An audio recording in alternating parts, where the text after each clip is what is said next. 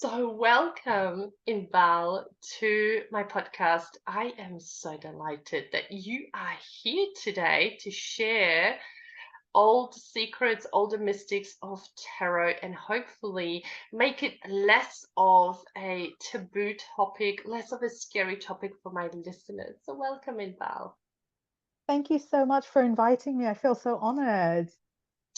I have given you a teeny tiny introduction, but I was wondering if you can fill in the gaps of how the intuitive psychic baby in Bal ended up being here.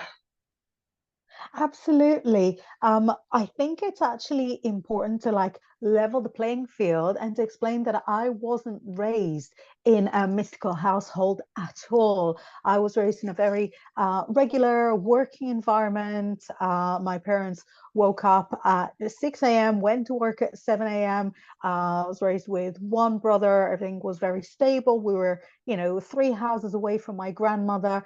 So there's first of all, nothing particularly spiritual in my background that pushed me in that direction. It was a direction that it sort of happened all by itself. But also, and I think more importantly, there was no specific wound that had turned me into a seeker.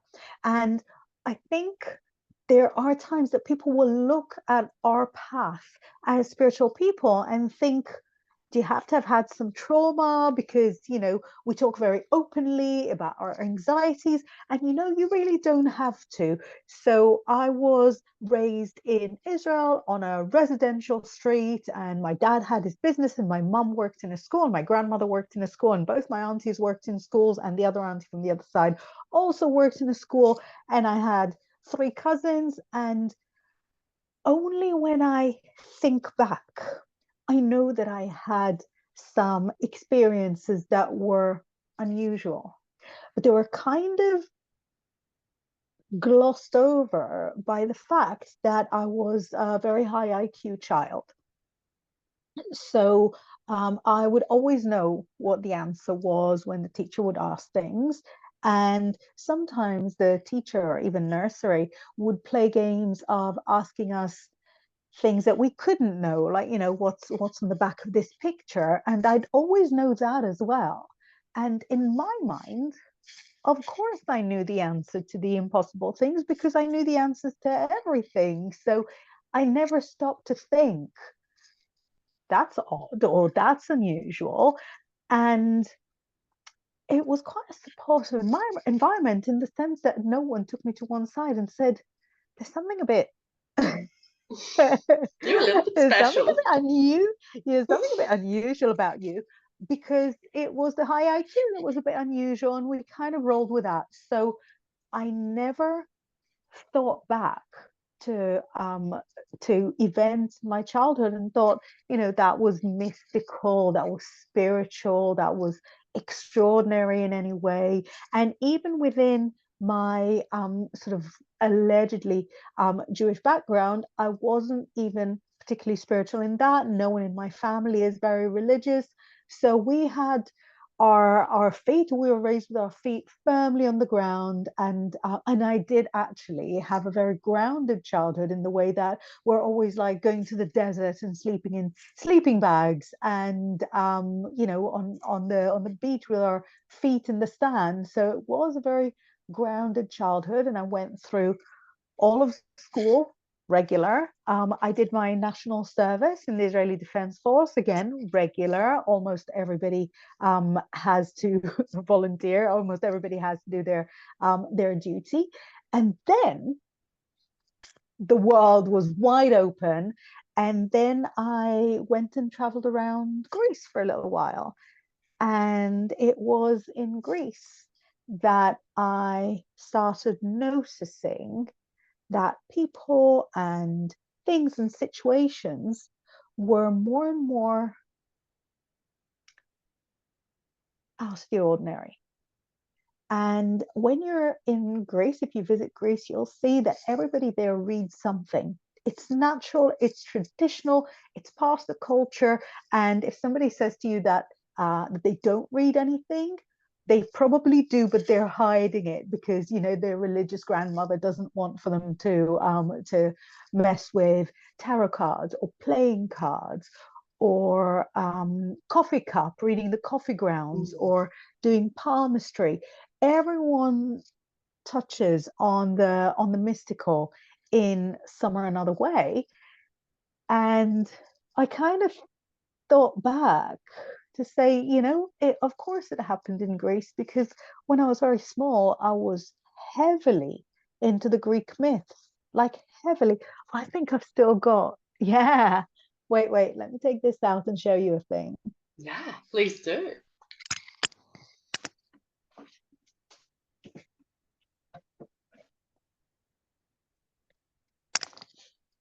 This is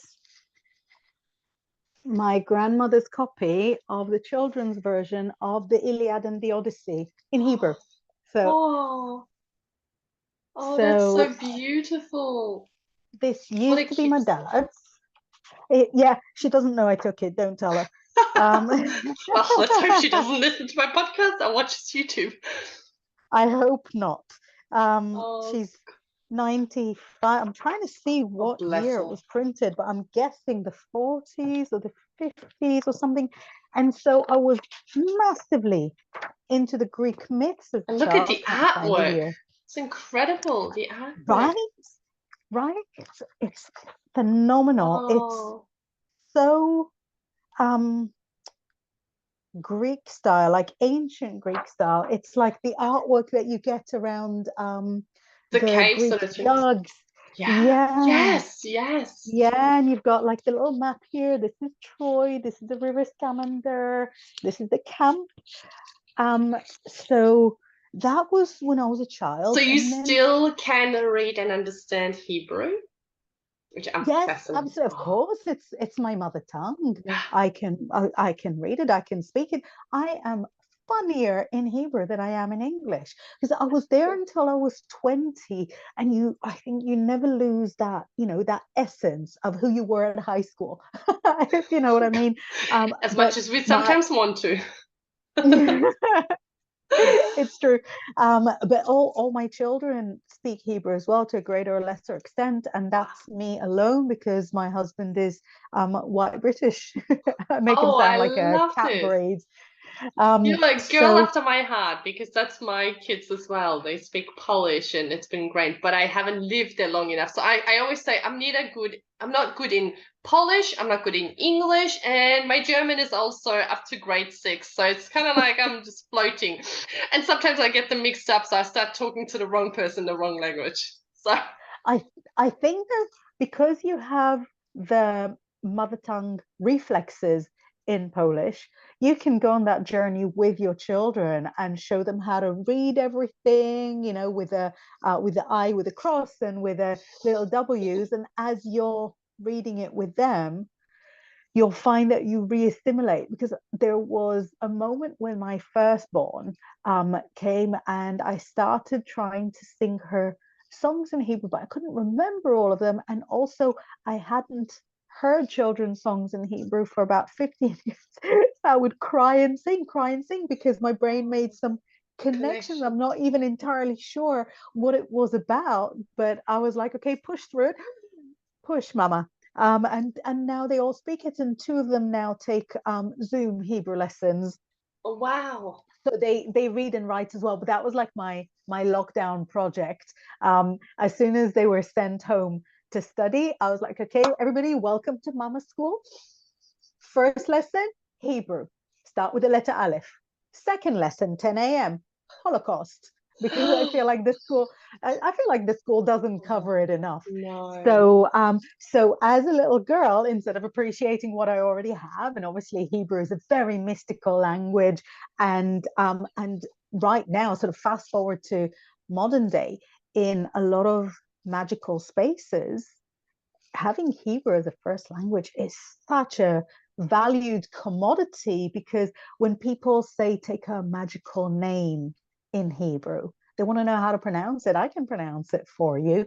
Or when people find like old grimoires and writing and go, can you read this? I can, slightly different writing, but I can. So going back to the Iliad and the Odyssey, so that was like one of my most prized childhood books. Still at my grandmother's, but we used to be in her house like all the time, and I would just sit on that. And then I remember in primary school, I had like a not a encyclopedia exactly, but like a book of all the Greek philosophers. And then I had a book of all the Egyptian gods and goddesses. So my connection with the ancient deities and really sort of all the big stuff that influences mysticism right now, that connection was made unbeknownst to me from, from when I was still in nappies. And that's what I mean, that I thought I was living a totally regular, normal, very average childhood, but every step along the way taken me exactly to where I was about to get. It And was a so when stepping I stone. lived at all stepping stones, and everything in life always is, and hardships always Yeah. are as well. If something terrible is going to you right now, you better believe that this will feature as one of the most important chapters in your autobiography when you're successful. I So when love I that. lived in Greece, I saw tarot cards for the first time. I saw playing cards for the first time. Oracle cards didn't really exist, but they kind of had their own version of a fortune telling system, and I didn't really believe in it, but I could logically observe that they worked and that they were always accurate. And so that kickstarted about 5 years of buying a deck of cards for myself, buying a deck of playing cards as well, and copying the meanings from my friend who taught me. So she had all the meanings in German because that was her first language, and I copied them in Hebrew. And very funnily, one of my tarot clients, when I told her that story, she went all pale and pulled up hers that had all the explanations in English, which she copied from Oh, her mom, who had the explanations in Greek. So wow. yeah, yeah, it's Wow. funny, isn't it? Oh, life will throw all sorts at you. Um, so for the next 5 years, I just sat with the cards and assimilated myself into them and did lots and lots of readings, first on myself, then on friends down the pub because it's London, and then for friends of friends. And the more I did, the more I learned how the different combinations would give different messages, or how a single card could give you a full reading, or how sometimes cards that look absolutely awful are there to indicate that something wonderful is about to come. And as I was getting more involved in that, I started picking up on astrology. So I picked up an astrology pack in the bookstore. I had to save up for it. It was so hard up those days. And picked up an astrology pack and started doing charts for friends. And it was way before smartphones. The internet was in its infancy. So doing a chart was, a lot of sketching and a lot of writing. And it was an amazing 5 years. And then my shop boss decided that it's time for him to move on, and I was not going to have the job anymore. And I thought, as good a time as any to see if those cards will work as hard for me as I've worked for them. And with no savings or plan B or credit rating or family in this country, I thought, if I just look around, I'm sure I'll find some way to make this happen. Um, I started out by taking an ad in the local paper, which absolutely nobody called. And then I was on my way to print out some business cards, to put through people's doors because that's We what social remember media used to those. be. And on my way to my friend who had a printer, my friend who, my wealthy friend who had a printer, had nothing else. My friend who had a printer, on my way, I saw a sign for a psychic fair. And I ended up working for that psychic fair for the next 3 years. Wow. What But, a it just, synchronicity. exactly, it's nonstop. It's nonstop. And every time a friend or a client or an acquaintance or a family member goes through their awakening and they start noticing the synchronicities, multiple times a day, sometimes multiple times an hour, they go, I don't think you're going to believe me. You might think I'm going a bit bananas. And I'd be like, no, it's been years for me. It's been years. There's always a message because the universe wants to communicate with you all the time, all the time. It never shuts up, that thing. So the signs and symbols will come to you again and again and again, until you act on them. And let me tell you, the word of warning, the sooner you act on them, the sooner they'll leave you alone. Wow.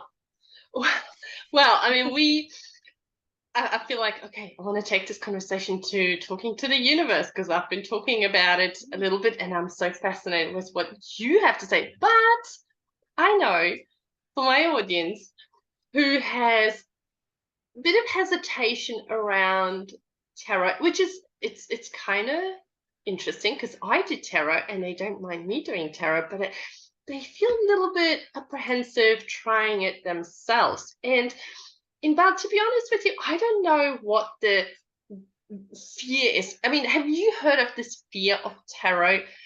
Because I know when my fear was, I have a good story with fear, but my fear was when I was doing cards, um, as a because my mom always said cards. Oh my gosh, I should have brought these cards to show you. They look diabolic. I was scared actually of those cards, right? And she used to do tarot. So my grandma was into pendulum tarot. It was all done in house though. Never take it out, right? So I had my own little deck from a magazine, but it was the major arcana, and never take it out. And of course, 10-year-old me takes it out because that was my 15 minutes of fame at school. And so things started to happen. Now, I thought I'm just making things up because I was just telling things. But then as I got older, I had no filter. So I was saying everything. And so bad things were happening as well, right? And when this really bad thing happened to my friend, I go, I must have jinxed it. I must have spoken it into existence, right? Not that manifesting back then was on my radar or anything, but I was convinced I jinxed her with my card. So I shut it down and it was like another 20 years before I touched them. So that's my story around fear. But I'm wondering, what is generally the fear around tarot, in your opinion? I think there's so many. There's so many. You couldn't even get me started. So, first of all, I think that because in general, the Western world has a culture that's rooted in Christianity, busting yourself forward with a deck of cards that's got stuff that's called the devil, you know what I mean? The The death. hanged man, death, exactly. All those things that are conceptually, verbally a little worrying, that's already a difficult start. And also add to that the fact that when there are kind of anti-spiritual campaigns, because trends come and go, when there are anti-spiritual campaigns, the tarot would start quite high up in it because it's a very specific system.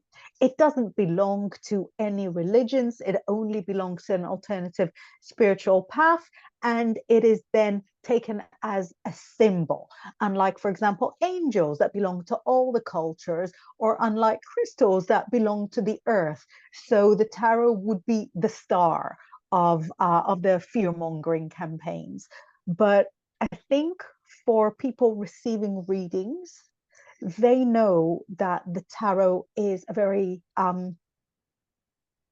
truth speaking tool.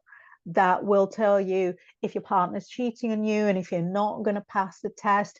And so now that oracle cards are many and varied and easily available, and their entire purpose is to uplift, then the tarot can take a back seat to that when people are looking for reassurance. And then as readers, I have students that are unbelievable psychics, but were scared to pick up a deck of tarot because they thought there's so much to remember and it's such a complex system. And I'm like the biggest tarot geek. I come running with a cup of tea and a velvet bag. Where's the velvet bag?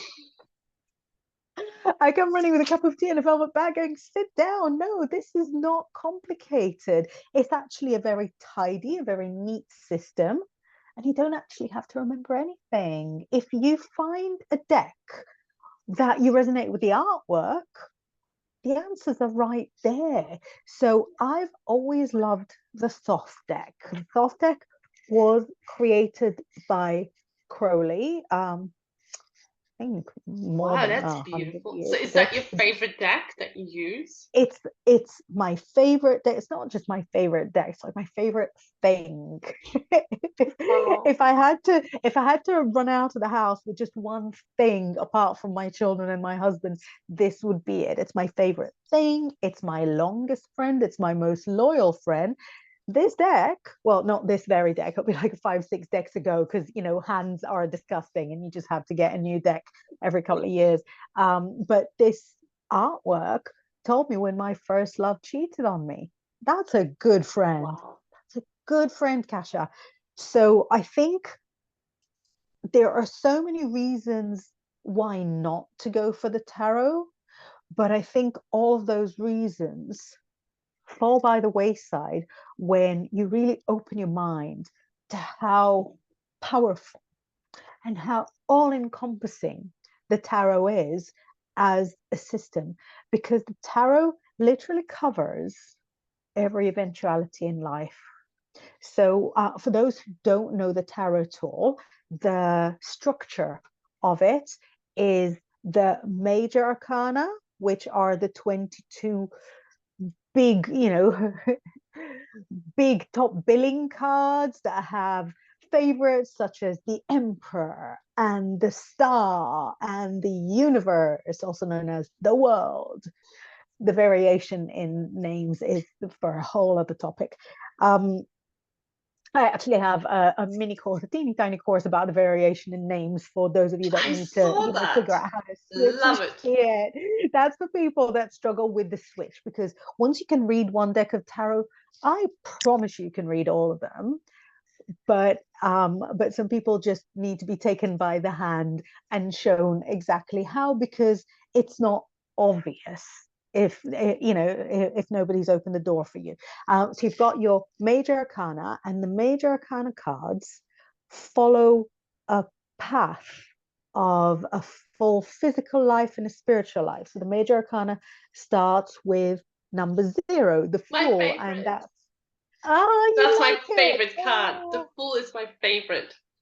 Oh, I love it that you love it, because I think the Fool frightens a lot of people, because I think as living in a consumeristic society, we're afraid of too many possibilities, too many opportunities. No, just let me go, or stick to my lane and get my accountancy degree. Whereas the Fool goes, leave the accountancy degree. Why not embark on a career as a flautist? Or sorry, flautist. I never know how to say it correctly. Or a travel blogger. So we start with a Fool that's got all the sensibilities of a newborn, and we carry on to the Magician that's a bit more of a toddler. And so we've got all the process of sort of number 0 to 13, and then we get to Death. And then the cards that follow between 14 through to 21 get us to kind of rebirth and nirvana. So the 22 major arcana cards, I feel like, are a very tidy, very organized pathway. And then the minor arcana, the remaining 56 cards, are even more organized and straightforward. So they're divided into 4 suits. You've got earth, air, fire, and water. earth represents tangible things, fire represents actions, water represents emotions, and air represents the ideas. They're known as pentacles, wands, swords, and cups. And then within each of them, so as those four elements, you see that they cover all the mundane things in life, all the everyday things in life, because anything can be categorized as an action or a thing or a thought or an emotion. And then within them they're numbered 1 to 10, or actually ace to 10. It goes ace of swords, 2 of swords, 3 of swords, 4 of swords, ace to 10. And then all the aces are new beginnings, but each in its own suit. And all the twos are the potential for pairings, but within their own suit. So a pair of ideas for the swords, a pair of work opportunities within the pentacles that are earth.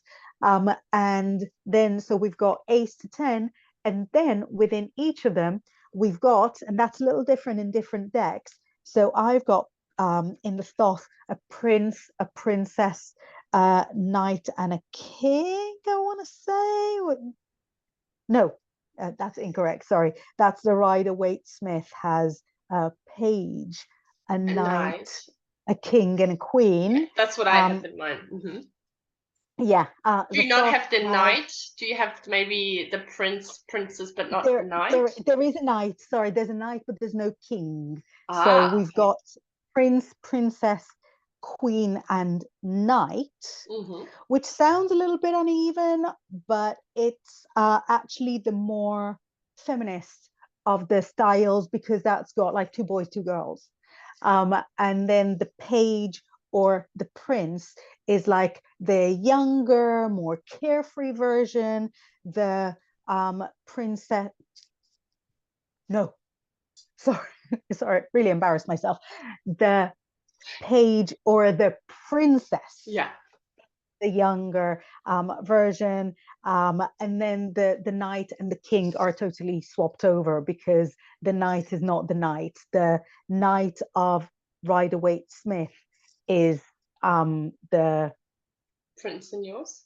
Prince, exactly. And the king of Rider-Waite Smith is called the knight in the Thoth. But anyway, I understand this, because I have a tarot deck by Chris Ann called the Muse, and I had this intuitive thing: take your cards to show Inbaal. I'm like, no, we'll be talking about Inbaal. I should have brought them. But there's no king, there's a muse, and then there is a queen, and I think not even a page. I can't remember what it is. And so that's where I often get confused as well. But, my favorite one is the Rider-Waite or the Game of Thrones. I've got another one, Game of Thrones, that I love. Oh, I've never held one in my hands, and I'm such a fan. Oh, I love it. Show me. So detailed. So I know that the conversion and trying to remember, hang on, is that a prince? Is that a page? Is that a knight? When you're converting, my biggest piece of advice is save yourself the trouble. Don't convert. Treat each deck as its own totally separate system. Because, for example, in the Thoth, the pentacles are not called pentacles, they're called discs. And even though they look like coins, looking for a case in point to show you, even though they look like coins, I guess this one not so much, but let me show you the ace. Oh, the 9. Even though they look like coins, Crowley was very specific that they are not to represent finances. So I think he was, I want to say, allegedly anti-materialistic, because very looking right. How is that not a coin? And actually, this card very often comes up as an engagement ring. Do you see how this looks like an engagement ring, like from As the Crow Flies? Yeah.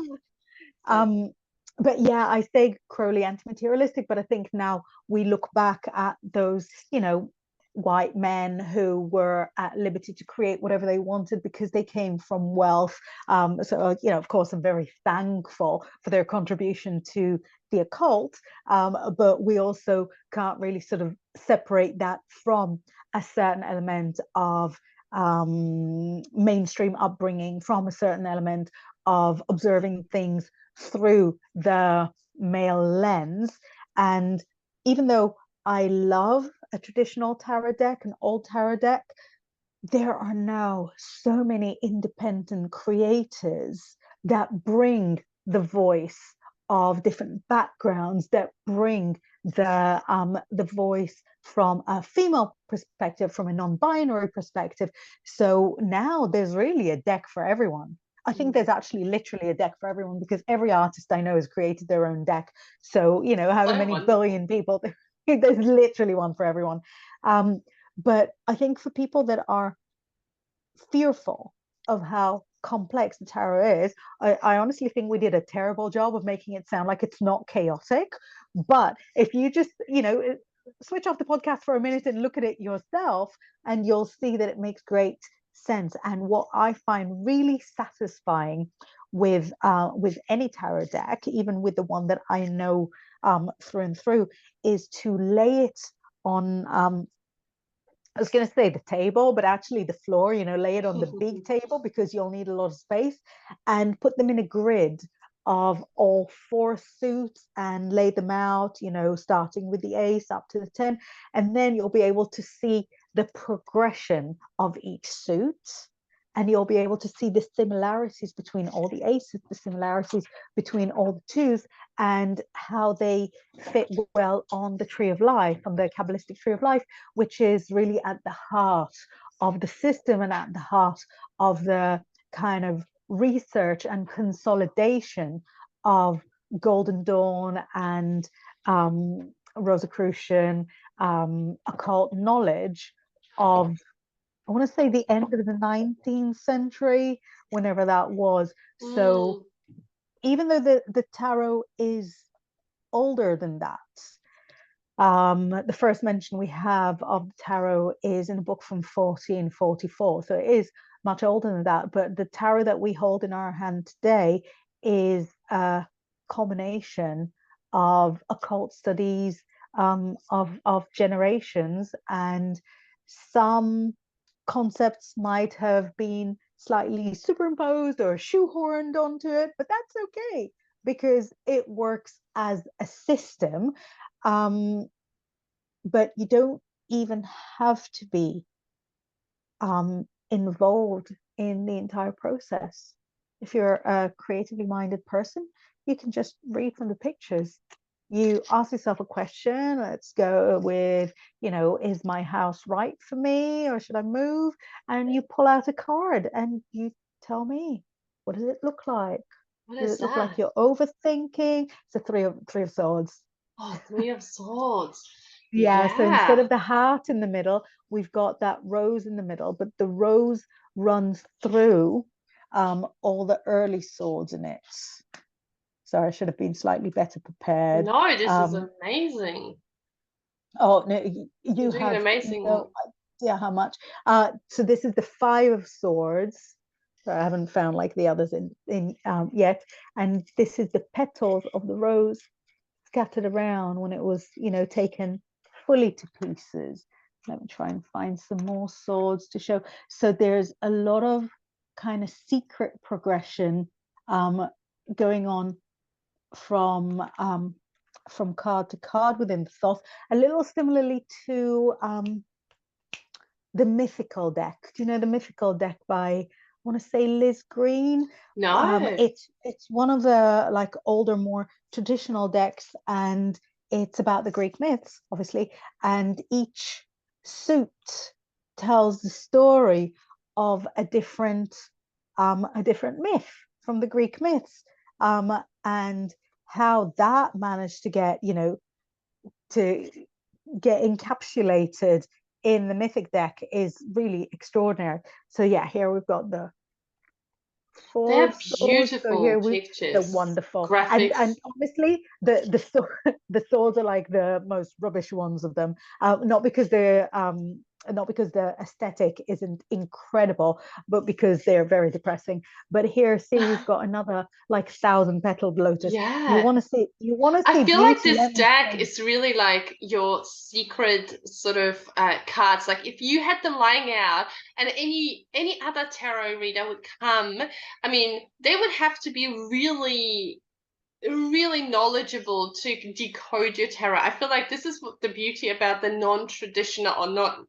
the ones that slightly are different than the Rider-Waite weight, because it's almost like you have assimilated yourself with it. You know, you've gone in Exactly, depth, and so you know how to exactly. read it. I couldn't read it. I look at them and I'm like just fascinated by the I beautiful. promise you could, but yeah, just to show you some really beautiful ones. Look at this. So here we've got Knight the of Knight of Cups. Cups, absolutely beautiful. Look at the lovers in this one. Look how wonderful. Oh, And that is also, beautiful. let's show that it's actually an interracial family. And Oh, that yes, was it is. so ahead of its time. And instead of strength, we've got lust in this one. Lust. Look how stunning it is. So we've got a naked, oiled lady on a seven-headed beast. That was Um, ahead of time. it really was. And, that's kind of what Crowley brought to the table. I feel like when the different occult societies are sort of factioned off into smaller and smaller organizations, it would always be Crowley or somebody from his lot who'd be like, what if we made it naked?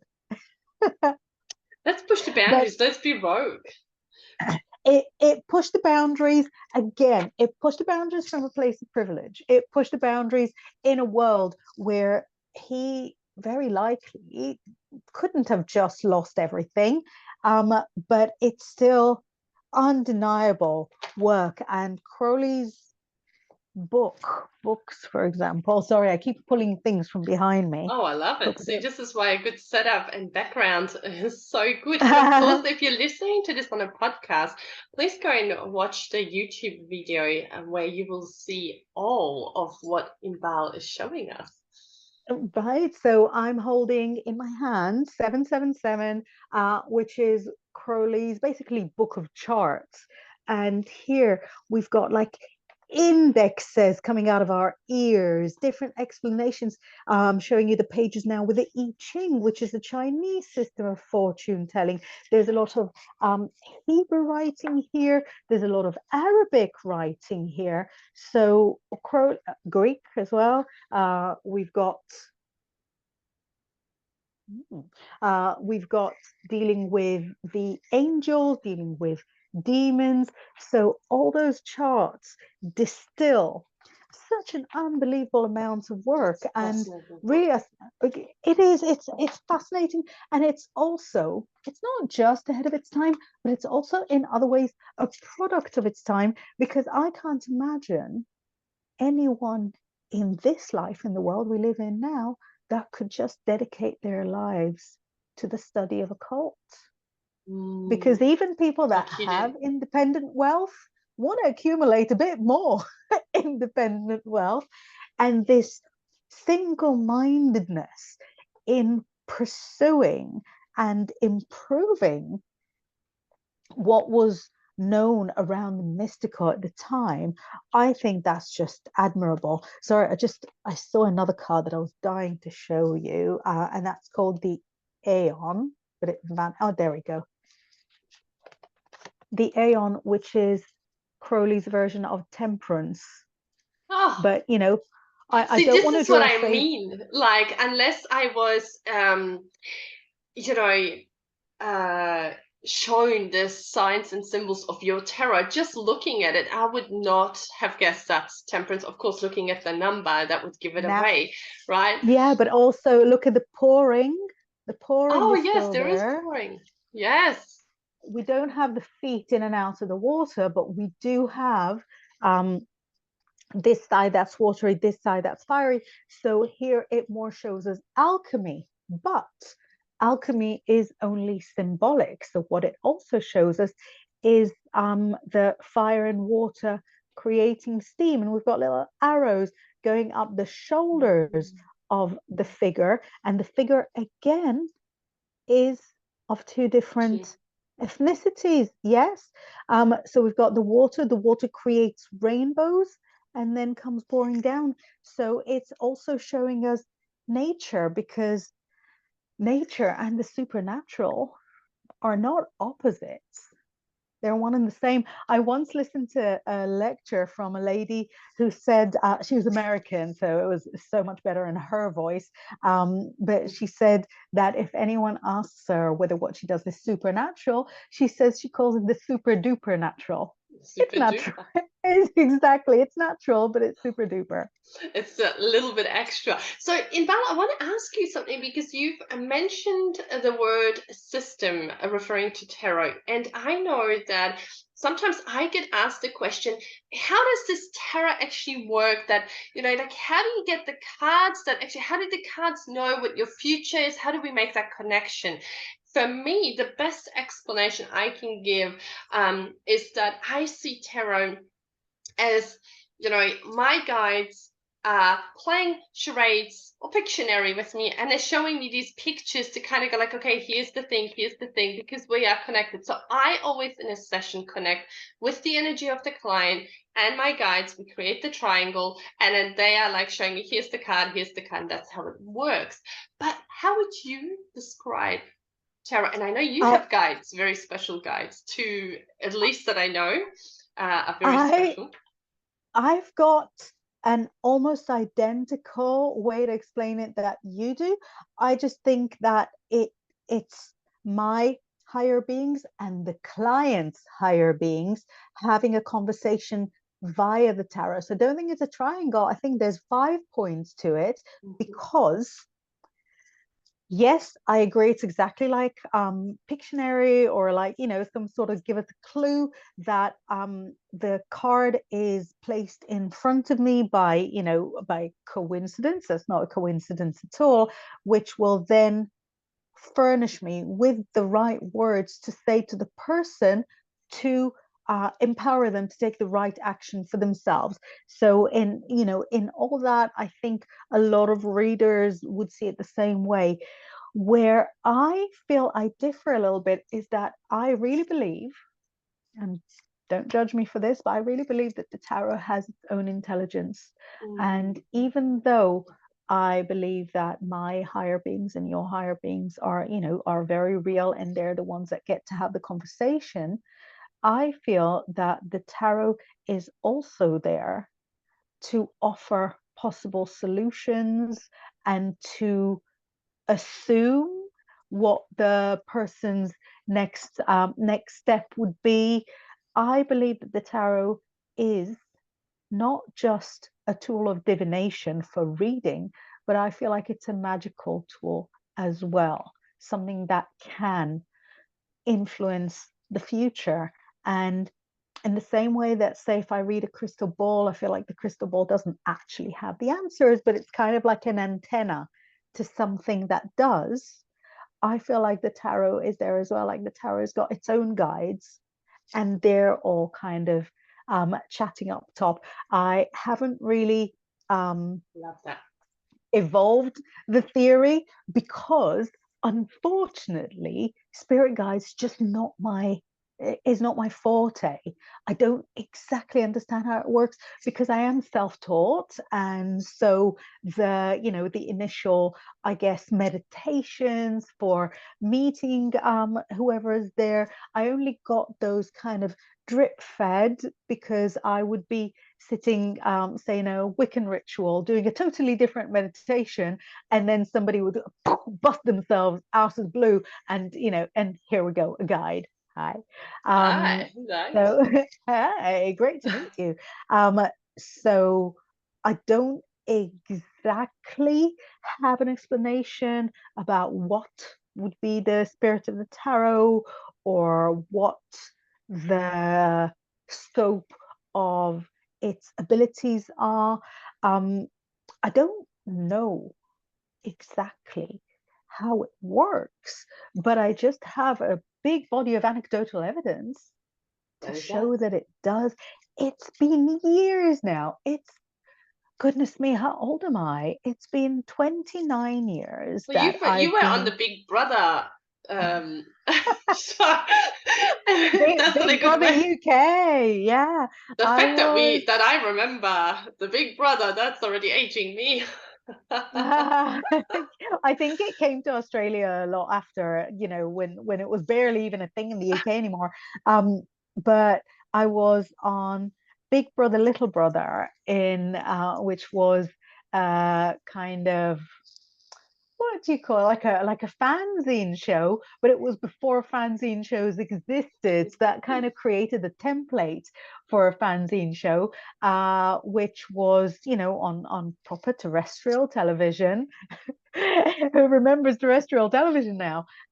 And myself and an astrologer and a medium who were huge profile at the time. So it's astrologer David Wells, who then went on to being quite a main player in Most Haunted that ran for years, and palmist Robin Lone, who fronted the first and I think only mainstream psychic show in the UK that was on again on regular terrestrial TV.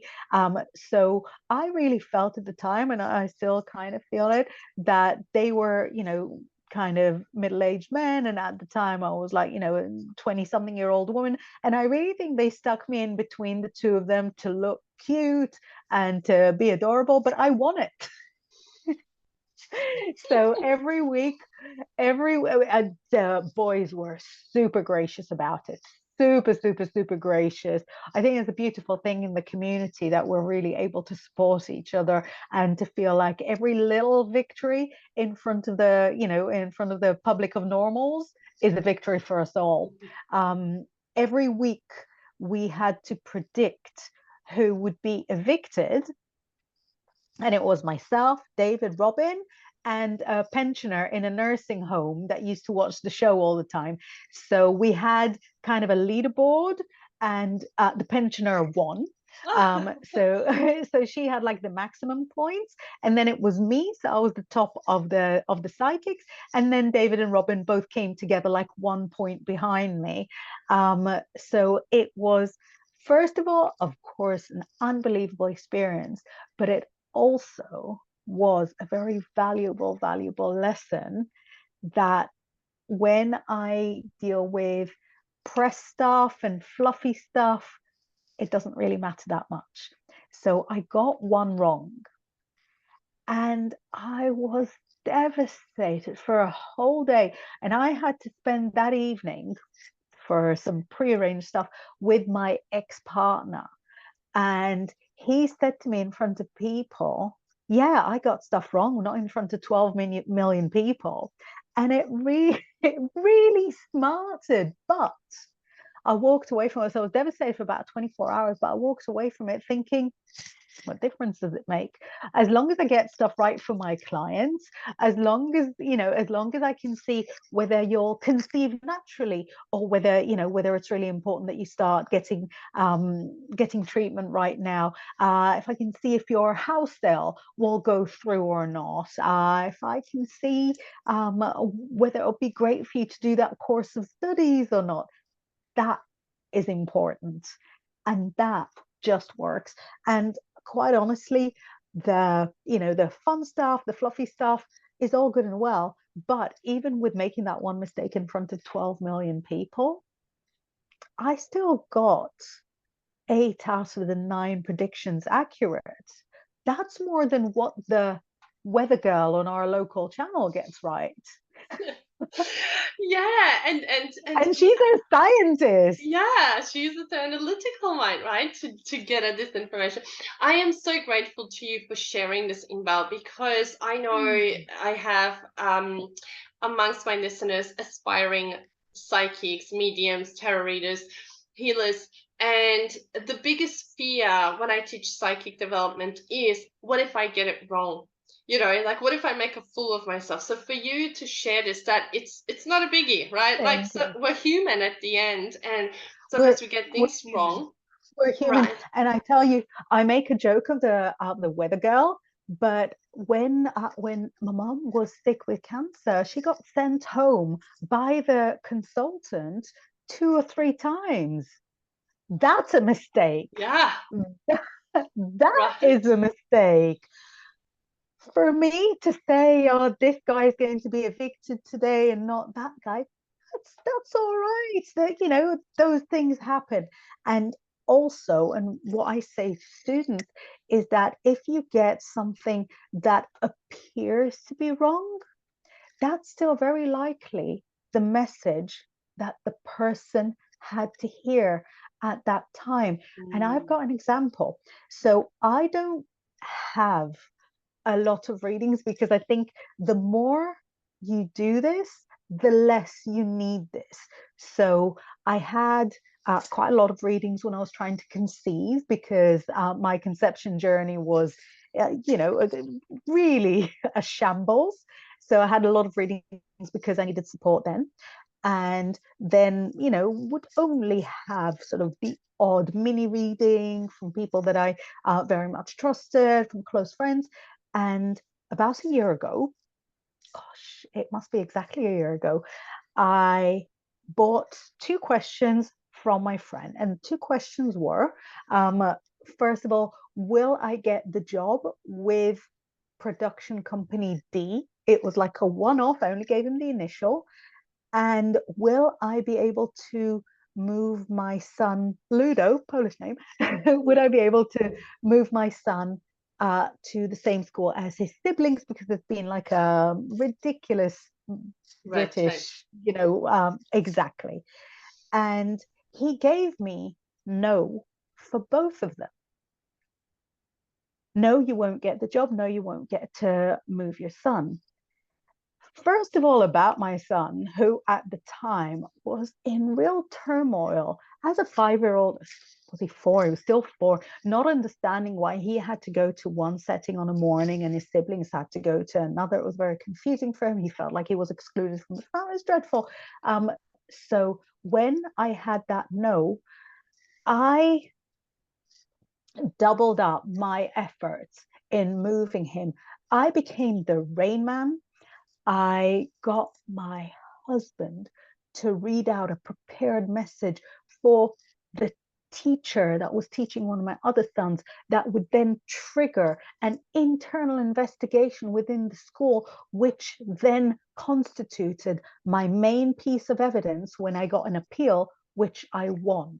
So the no Well wasn't a done to you. no, but if I had got a yes, I won't have done all of those things that ensured my victory. So that was one thing. And I was thankful for that no, because in scientific terms, that reading was inaccurate. In real life terms, that reading was vital. It was vital because wrapped up in all of this, I was also developing, very uncomfortable depression because when your child is in anguish, then you can't really sort of live life. So I won this because I was, motivated, as you said. And then with the other question, um, production company D was the Discovery Channel had interviewed me about a ghost hunting show. And I sat the interview, but I don't see myself as a particularly gifted ghost hunter. So I thought the opportunity came to me. They came to me. I didn't chase it. So it'll be really fun to just sit the interview and see how it goes, make a connection, have a fun hour, have a fun hour being me with the children away. And, it'll be great. It'll be great because I love new experiences. And same, my friend said, no, you're not going to get it. And we were supposed to here, I. Sorry, I always use the royal we. Is that a reader thing? I I was Very supposed to, professional. yeah, We, super well, perfect. I would have said you and your goddesses, but I guess you and your higher self Exactly. I and think your tarot deck. because it was a ghost hunting thing, like a full mediumship thing, then that's me and my guides. So we were supposed to hear on a specific date because the filming had already been scheduled for a specific date. So I thought, the reason I asked my friend that question is because the day was getting very, very close, and it would have been in the school half term, which is, coming up just now. That's why I know it's a year. Um, so I'm sure he's right. I'm sure they don't have me. So I typed up a lovely email just thanking the producer for giving me the opportunity to interview and for not laughing me out of the room, and that I am sure whoever they pick is the perfect person. And within 5 minutes, I had an email back going, no, no, no, it's you. We just have to finalize some stuff, but please make sure that you're available on the 21st. And it was mine. So again, that was That no for motivated you. that was the Discovery Plus channel for Jack Osborne's Haunted Homecoming. So it was like probably the most high Amazing. profile thing I'd done in 20 years. And I got it, but I had the wrong answer to my reading, but it created the chain of events that led to me hearing the good news sooner, and on much nicer terms, because everyone loves the girl that just thanks them. So when your students say to you, what if I get it wrong? You can say to them wholeheartedly, it must be for a reason, because we're not here to judge as readers, we're here to deliver messages. And if we deliver the message in a non-judgmental way and the person takes it and processes it in a way that's right for them, then we've done the right job. And that is one of the many, many reasons why I think the tarot has an intelligence of itself and guides that work specifically with it. Because how can anything of this earth predict a chain of events so complicated and give you the right singular tiny word to kickstart you in that direction? How? Well, Inbaal, this begs to ask a question.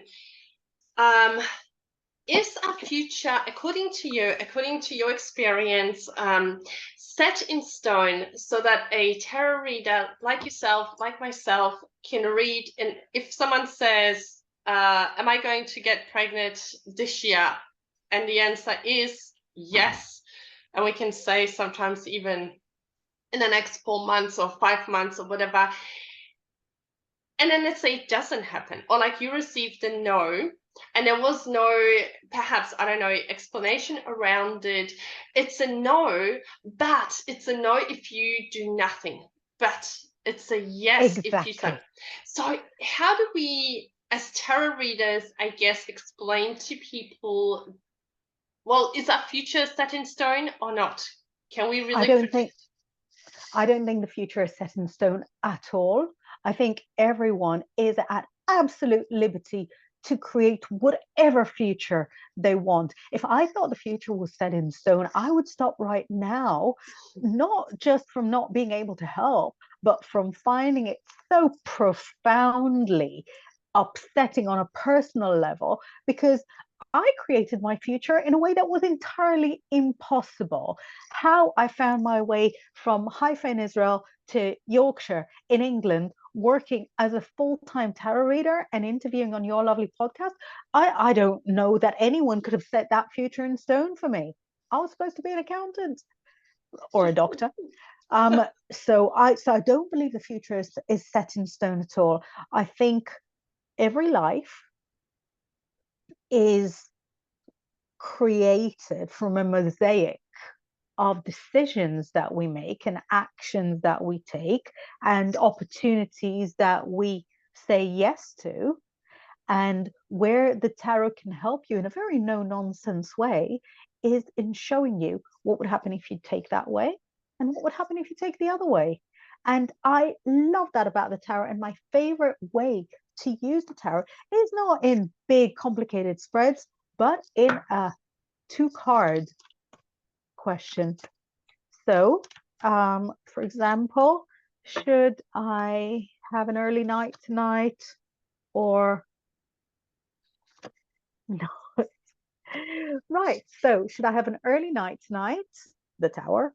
or not. 10 of Swords. I tend to believe that the major arcana wins almost always anyway. But when we've got the yes card as perhaps messy, but very coherent, very cohesive picture, and the no card as 10 swords stuck into a teeny tiny bleeding heart, I think, well, if this was a card game, if this was a game of war, which do you think would win? This one. And this one is assigned yes. So I feel like the tarot is the most incredible tool for helping you make decisions, because I believe the tarot knows what all the next steps would be. I think it's akin to a game of chess, where if you take that route right now, then maybe lots of other routes will be closed to you, but this is a route to the castle. So Sorry, are you old it enough to shows remember that, Labyrinth? yes, with David Bowie. Yes, Yes. And the yes, goblins. this is the route to the exactly at the very start. Can I Sarah is tell held you by that something? little word. Go Just on. hang on a sec. We're doing something. I am leaving my post for a second since we're talking about the labyrinth.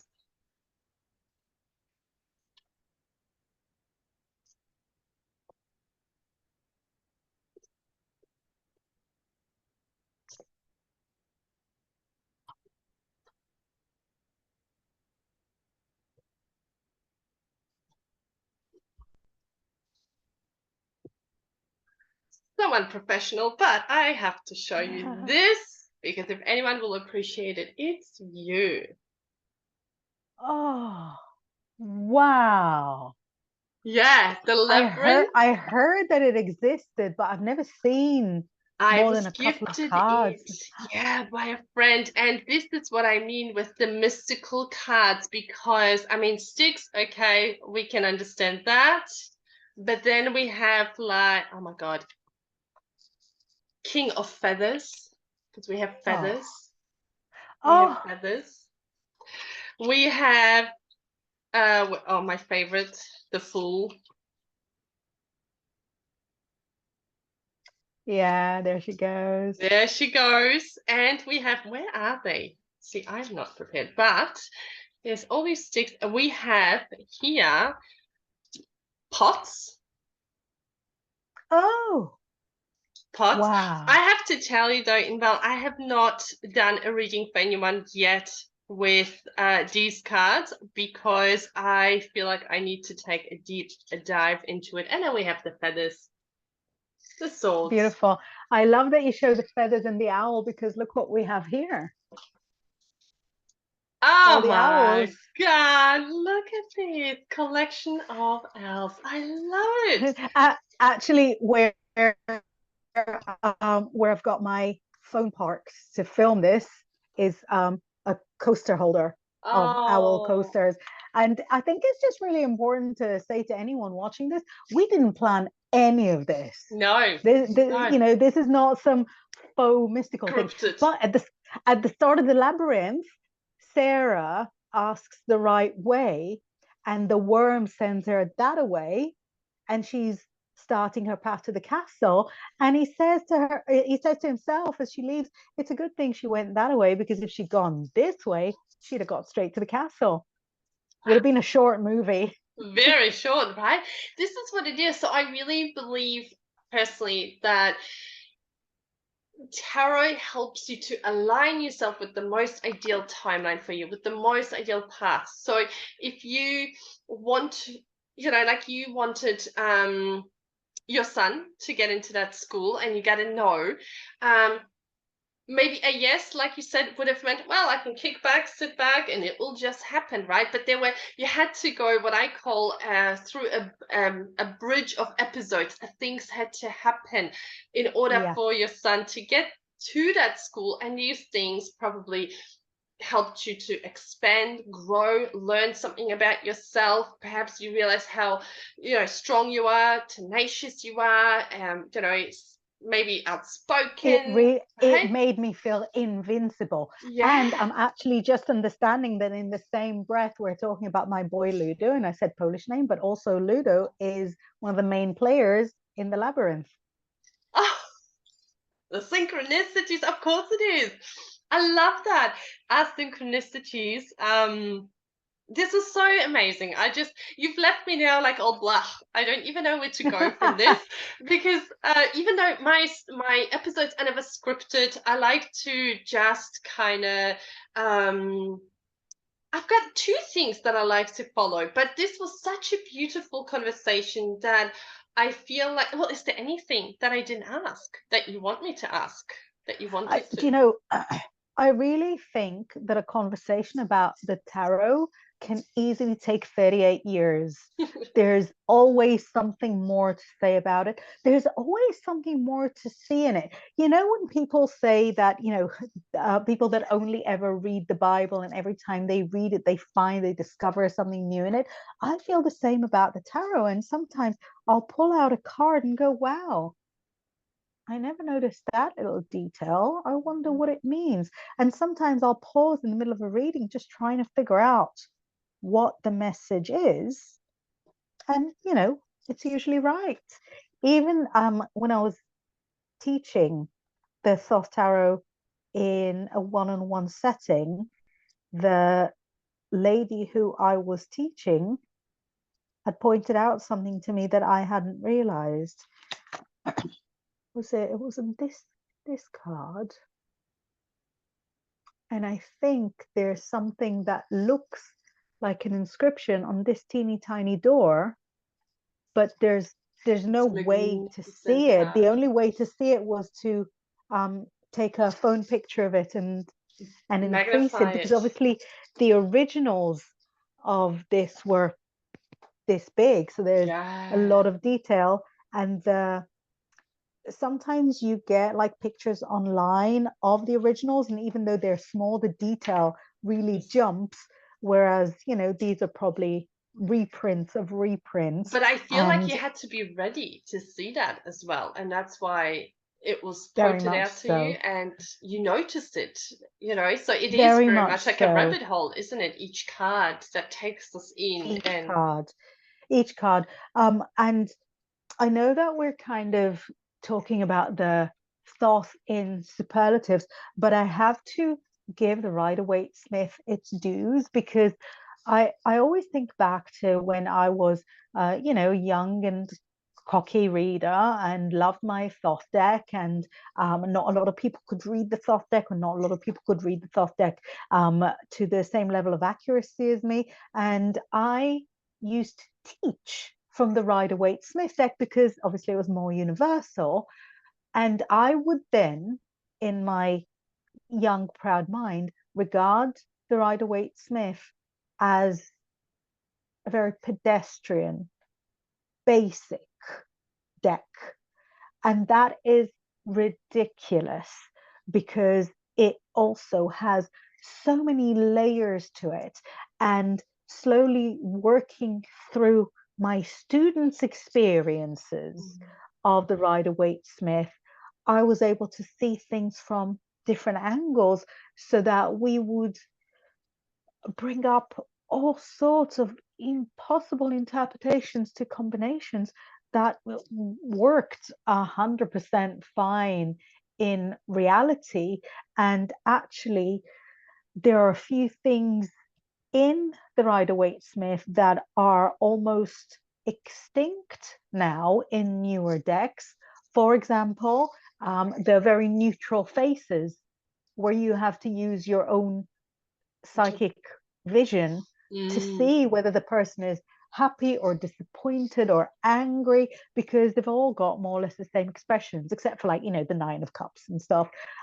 So that's something that was really so, I think, profoundly artistically sound within the Rider-Waite Smith deck. And also the fact that a lot of the scenes are set as if they are on a stage, and that gives it that extra depth and that extra element of perhaps things are being done for show. So what I mean by that is that if we are then tempted to believe like we've evolved past that, like the Rider-Waite-Smith is, a beginner's deck or an easy deck, it really isn't. And it can share all sorts of stuff. So for people that are just starting on their tarot journey and maybe feel embarrassed or uncomfortable about starting with the Rider-Waite-Smith, there are full-blown full-time readers that have been doing this as their full-time job for 40, 50 years. They found no better deck for them than the Rider-Waite-Smith, and they'll tell you all sorts of stuff. Some of them only use the major arcana.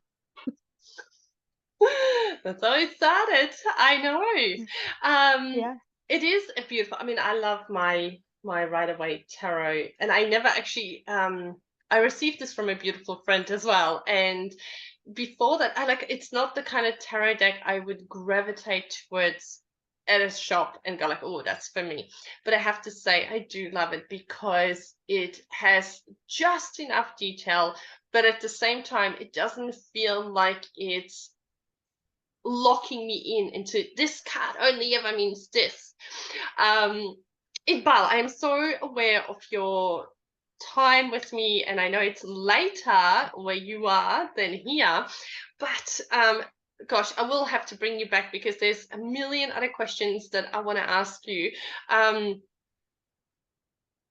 One of them, just quickly, do you read the cards reversed, like upside down, or just the right way up? Officially, I don't use reversals. I'll teach reversals, but officially, I don't use reversals. And I keep the cards right way up as much as I can. And if you've got like, well thumbed cards, you know that they'll all have kind of a kink here from shuffling them the same way. So they'll settle. So if one is accidentally upside down, you might notice it. However, when I know that they were all the right way around, for sure, that I know I shuffled them the right way around. I know I looked at them, they were all tidy, and I lay them out, and one happens to be upside down, then I think that's probably a specific message about this specific card, and that card is very central. But as I lay them out, as much as possible, I will have them the right way up because I don't believe that any message is positive or negative. And I believe that every situation contains its own shadow. And so when we look at, um, I don't know,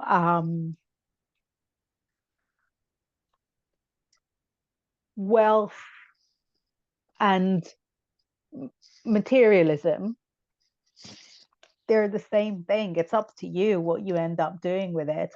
Or if we look at the decision that it's time to move, but feeling stuck until the right exact moment comes, that's that's the entire situation. Every time it won't happen until you feel good and ready. So I think the context of each card in a spread regarding the cards around it is crucial, or in teeny tiny spreads, the context between the question and the cards that come up for the answer is important. But I think whether the card is right way up or upside down, the message will usually be the same message, in my view. It's the energy that comes through. That's how I feel. I feel like I don't read them upside down as well. But I always love to know how other tarot readers view this and see it because, in my opinion, I mean, there's no right or wrong. It's just how we use the tool, right? Um, Inbal has amazing courses, lots of information on her page that I feel anyone who's interested in tarot, and I think even if you learn from someone or whether you've learned, from me or someone else, I always think it's good to go to other people and learn because you pick up all these different tools and you learn something different, perhaps a different teacher can convey something or it lands for you better. So, Inbal, where can my listeners find you and find your courses? I am very easy to find. As long as you spell my name right, you've got me. So you spell it Inbal, I, N for November, B-A-A-L. And inbal.com is my website. I think it's Linktree, Oh yeah, linktree from your dot Instagram. ee slash Inbal exactly is me. On Instagram, I have lots and lots of imposters every day. So if you think you got me, DM me and see if I if I I try will and put the right sell you links. something. Yeah, Thank that's you. not in Val. Um, yeah, but I am quite easy to find, and you can find me through Kasha whenever you need me. Yay, and because you are in the UK, you do Zoom sessions, courses are obviously pre-recorded. So my friends here from Australia can also connect with you. Absolutely. So I've got my 9 a.m.s and then kind of 10 and 11 p.m.s, specifically for my friends in Australia and New Zealand. 13-hour difference, we can manage it. How do you still function at 10 p.m.? I had a couple of times someone come for an Akashic reading at 8 o'clock, and I was really struggling. Really Oh yeah, struggling. no, I'm on the go all the time. 4 children is no joke. And I'm also quite committed to exercise. So when things get in the way, I don't want to feel like being a mum has made me sacrifice exercise, or being a mum has made me sacrifice my work, or my work has made me sacrifice exercise. So unfortunately, I know it's a really toxic solution, but the only solution I've been able to come up with is just to, be awake a lot. And And it I tell works. myself, so far, so good. I tell myself that it's not forever, not because, I'll exercise less. Goddess willing, I'll be able to, still keep active, and not because I want to work less, because I do absolutely love my work, but because brushing people's teeth and driving them to school is hopefully going to take less and less of my day. Yes, I know, it's going to be amazing. I so relate to this because I'm a night owl, but I also like to get up at 4 a.m. and meditate because then I know it's peaceful and quiet. So it kind of is like Wow. it works sometimes, it doesn't always, but I feel like that's where balance is not always 50-50. It's just whatever works for you at the right time, Yeah. at this time, right? So this is how we can find Miss Inbal Honigman, and that was such a pleasure. It was so amazing to Thank talk to you. you. I The just pleasure is something new. all mine. I could have stayed all night, but I kind of lose my train of thought This was when we get close fantastic. to midnight. Thank you Well, so you go and have a much. great night, and thank you everyone for listening. And I'll be back next week. Thank you. Bye, Inbal. Thank you.